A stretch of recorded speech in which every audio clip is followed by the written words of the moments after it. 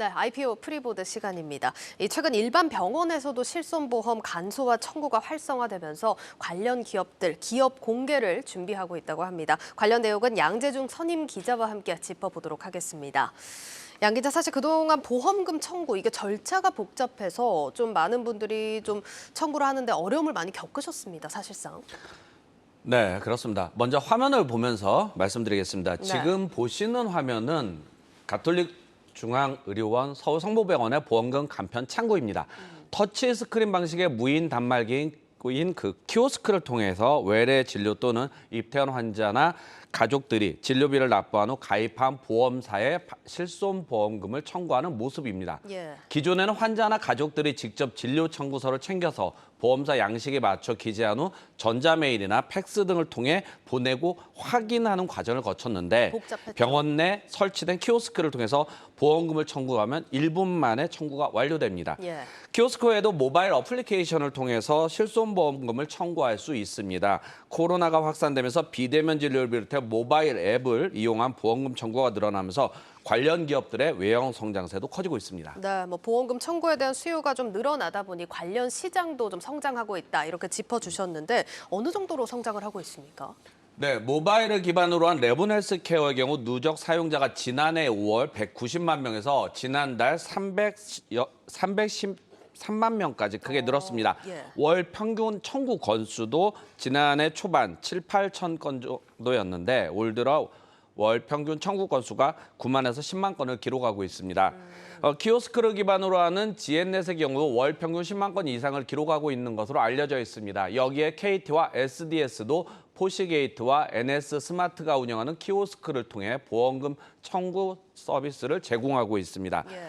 카카오페이도 올 3월 간편 실손보험금 청구 서비스인 병원비 청구 서비스에 본격적으로 뛰어들었습니다. 업계에 따르면 대면에서 비대면 청구로 오프라인에서 온라인 청구로 시장이 변하고 있다는 점에서 성장세가 앞으로 크게 이어질 것으로 기대하고 있습니다. 예, 지금 보시는 것처럼 카카오도 이런 간편 청구 사업에 뛰어든 모습인데 카카오가 참여했다. 시장 반응 어떻게 나오고 있습니까? 네, 플랫폼 공룡기업이라고 애쓰는 카카오에서 간편 청구 사업에 진출한 것은 카카오페이입니다. 예. 국내에서 하루 병의원을 찾는 환자들이 약 300만 명에 이르고 있고 네. 이 가운데 대형 병원이라고 할 수 있는 상급 종합병원 그리고 3차 의료기관이라든지 종합병원을 찾는 환자가 약 3분의 1, 100만 명가량 됩니다. 국내에서 실손보험 가입자가 2,700만 명이라는 점과 간편 청구 관련 서비스 시장이 현재 초기라는 단계를 감안한다면 카카오페이의 진출 이유는 분명하다는 게 업계 설명입니다. 여기에 금융당국 역시 특히 상당히 이 부분에 대해서 간편화, 간소화 지급을 적극적으로 권하는 것도 하나의 요인이라고 꼽힐 수 있습니다. 다만 여기에는 의료계와 그 보험업계 간의 첨예한 이해 관계가 얽혀져 있는데 여기서 임치규 레몬헬스케어 수석 부사장의 말 같이 들어보시겠습니다.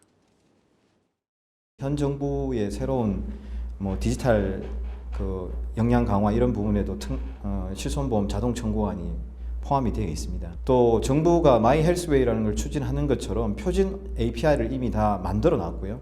그 표준 API를 만드는 하에서 의료정보보호법, 개인정보보호법을 우회하는 한도에 개인의 의사 결정권을 존중하는 한도로 해서 지금 하고 있습니다. 이 의료계는 과잉된 그 정보들이 보험사로 전달이 되는 것들에 대한 우려, 그다음에 그 비급여 부분들에 대한 우려들이 있는 것으로 알고 있고요. 보험업계 또한 실손보험은 그 적자 비율이 굉장히 2조 8천억에 이를 정도로 많이 되어 있는데 그걸 좀 자동화하고 싶은 욕구는 있습니다. 지금 의료와 보험 업계 간 이해관계가 좀 얽혀 있긴 하지만 시장이 커져가는 만큼 관련 사업을 전개하고 있는 기업들 활기가 돌고 있다고 합니다. 이런 기업들 가운데 IPO를 준비하고 있는 기업도 있죠.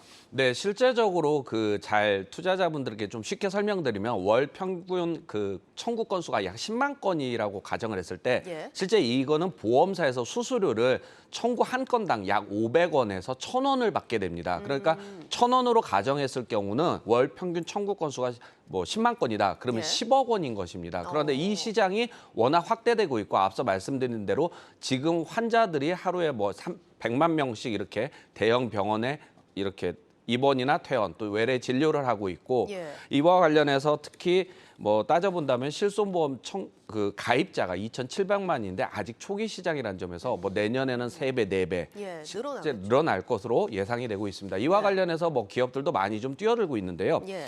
지난달 그 레몬헬스케어가 170억 원 규모의 시리즈 C 투자에 유치에 성공하면서 내년 코스닥 시장 상장을 준비하고 있습니다.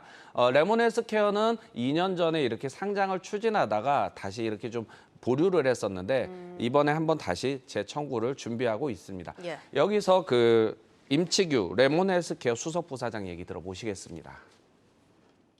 원래 한 200억 정도 수여를 해서 다시 시리즈 C 투자를 받아서 그런 부분 이제 좀 더 플랫폼에 대한 속도를 올릴 거고요. 그다음에 특히 R&D에 대한 이제 투자 그리고 해외 진출 여기 세 가지 명목으로 투자를 받았습니다. 그래서 2022년에 일단 비즈니스를 전부 다 고도화하고요. 그래서 2023년에 그 특례 기술평가 BM 모델로 이제 트랙을 좀 바꿔서 시도를 할 생각입니다. 또 GN넷은 올해 9월 감사인 지정을 신청한 후 내년 초 본격적인 상장 준비에 나선다는 계획입니다. 메디블록은 올해 사업 확대로 인해 시리즈 B 투자 유치에 나선다는 계획입니다.